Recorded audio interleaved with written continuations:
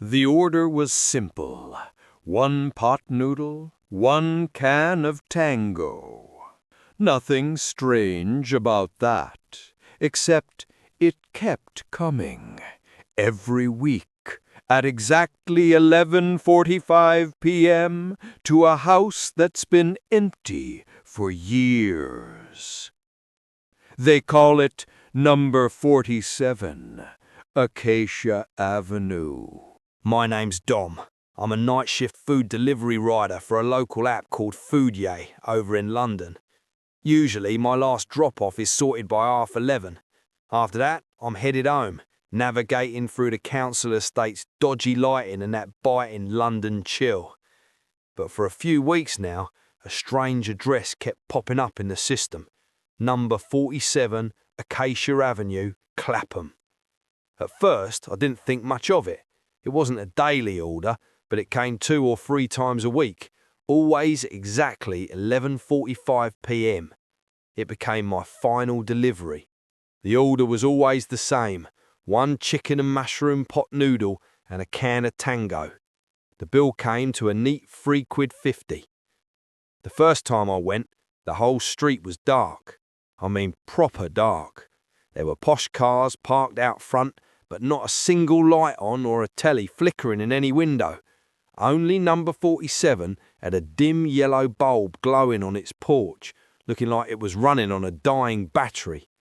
The doorbell was completely knackered. I gave the door a solid knock. "Delivery from Foodye." No answer from inside. Not even a dog started barking. The silence was so deep I could hear my own breath. Then my phone vibrated. A message from an unknown number. "Leave it by the door." I thought, all right then, probably some reclusive bloke who doesn't like company. I left the parcel on a little wrought iron bench by the gate and off I went. The app took its usual proof of delivery photo as I marked it complete. Next day, the order was marked delivered. No complaint, no refund request. The money landed in my wallet. Second time, same thing. Third time too. I had a word with my manager, Kevin. He said, "Dom, mate, if the money's coming through and no one's complaining, what's your beef? Just leave it and get on with it." But it proper got on my nerves. That same silence, that darkness and that message, "Leave it by the door." I started noticing things. Every time I'd drive off and check my rearview mirror, that yellow bulb would be completely off, like someone had just switched it off, but I never heard a sound.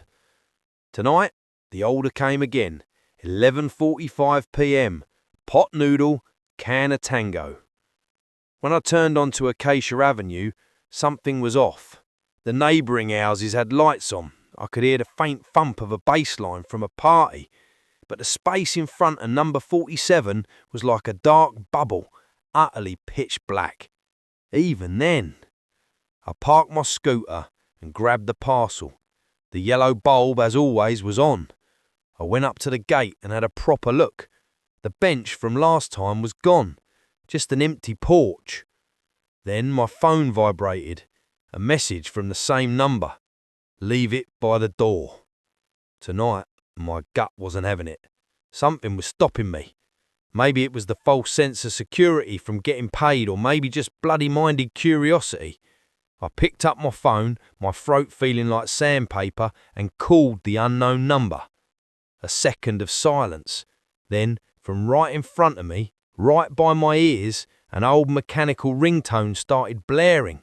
It was the shrill digital beep of an Ericsson GA628, but it sounded like it was being played from a tin box that has sat on. The sound was vibrating, rattling, and it was coming from just the other side of the door I was standing in front of, like a phone was on the ground or somewhere I couldn't see. My stomach did a full somersault. My own number was ringing behind that door. Suddenly, the ringtone stopped. The call connected. No one spoke, but the line was live. I could hear it, a faint raspy breath being drawn on the other end. It didn't sound like someone sleeping. It sounded like a terrible old rusty pump was being worked, every piston and seal ready to give up the ghost. With every breath came a faint screech, like metal grinding on metal. I've got your order here, I said, my voice trembling and sounding utterly pathetic in the deep quiet. Silence. Just those breaths. Hiss, krr, hiss, krr. Then a voice spoke. A voice that didn't sound like it came from a human throat, but more like old splintered wood being twisted and snapped. It only said one word, which grated its way out. Inside. And in that same moment, the porch's sickly yellow bulb flared with a painful intensity. Its light turned a sterile electric blue that made my skin crawl. That blue light made everything look like a corpse, the leaves, the wall plaster, even my own skin. And then the heavy black door, without a single sound, slid open by a single inch. Its hinges were utterly silent, as if they'd been packed with grease. Through the gap, I couldn't see a floor or a wall, just a deep, polished blackness, like a sheet of obsidian. It was so deep and so still that I felt if I put my hand in, it would just sink and never come out. I chucked my parcel, the useless pot noodle and tango, onto the ground. The crinkle of the plastic bag tore through the profound silence. I legged it, jumped on my scooter, hit the starter, and didn't dare look back. I told my manager everything the next day. He looked at my eyes, saw my hands shaking, and said, "Dom, you need a break. I'll get that address blocked in the system. No worries." For 2 days, nothing happened. I went back to work. Everything was normal. Then one night, my phone rang. It was the same number. I thought, Kevin's blocked it. Must be a different customer. I answered. "Hello," I said. No voice came from the other end. Just that same pump-like breathing sound. I hung up immediately. The very next moment, my Foodier work phone lit up by itself. A new order was displayed. Number 47, Acacia Avenue, Clapham. 1x chicken in mushroom pot noodle. 1x can of tango. I hit the cancel button. It didn't work. The order popped right back up. I called Kevin. He said, "Don't stress, Dom. Probably a glitch. I'll check it now." 2 minutes later, Kevin called back. His voice was shaky. "Dom, I've spoken to IT. They're saying there is no such order in the system. Not for today, not for yesterday. Your assigned orders list is completely empty." I looked at my phone. The order was still right there on the screen. "But it's right here," I said, panic rising. "Dom," he said, "your phone number is the same as that unknown number that's texting you." He paused before adding, "Someone's got access to both your phones." I quit Foodier that day. I chucked my personal phone in the Thames, gave the work one back. But the next morning, I found something on my doorstep. It was a new Foodier parcel.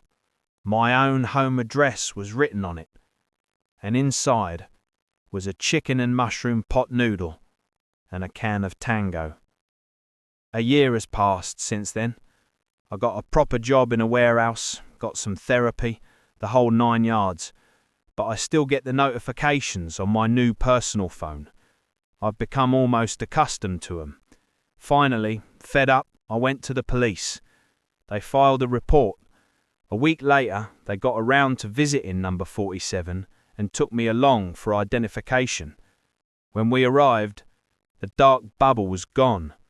The house looked utterly normal. The yellow bulb was missing. The door was shut, with a for sale sign slapped on it. The police asked the neighbours. An elderly gentleman came out. "Oh yeah, this one's been empty for years," he said. "Owners live in Spain, I believe. No one's there. A funny thing. Sometimes late at night you can smell, well, sort of salty, savoury smell, like a pot noodle. I just assume it's a security guard. But then there isn't one, is there?" The police inspected the place. It was completely empty. No old Ericsson phone, no bench, no signs of life. Just dust. I closed my file. "Are you quite all right, Mr. Dom?" one officer asked. "Perhaps you saw a different house. It can be stressful, these jobs." I was left utterly baffled. All that darkness, those breaths, that voice, and I imagined it all. On the way home, I passed a dodgy-looking mobile repair shop. On a whim, I went in. "Mate," I asked the young bloke behind the counter, "is there any way to know if someone's like controlling an app or messages on your phone?" The shopkeeper laughed. "Mate, nowadays, anything's possible. If someone has your number and a bit of know-how, they can spoof a virtual number, send messages to your phone directly, make you think it's some mysterious number, when it could be anyone." That very evening, as I sat at home, a notification buzzed. The same number, the same message. Number 47, Acacia Avenue. Pot noodle. Tango. I replied to the message. I typed, "Why? What you want?" The answer came back instantly. "The company was good. Come back." In that moment, it all became clear. It was just a person. Someone who knew the Foodier system. Someone who knew my movements. Someone who got their kicks from messing with me. A rival rider? Or just some sad git with too much time on his hands? I still get the messages. Not every day, but once or twice a week. I ignore them now. Sometimes I even reply, "Get it yourself, you melt." The weirdest part is, I'm not scared anymore. It's just a profound nuisance now, like a persistent mosquito buzzing in your ear just as you're trying to drop off. But sometimes, waking up in the middle of the night, I wonder, if it was just a person all along, then where did those breaths inside the empty house come from? That voice, that old Ericsson ringtone. And I just get on with my day, because bills need paying. And frankly, whether the messages come or not, I know now that someone or something is always there. Just one click away. Probably still fuming that I never brought a fork.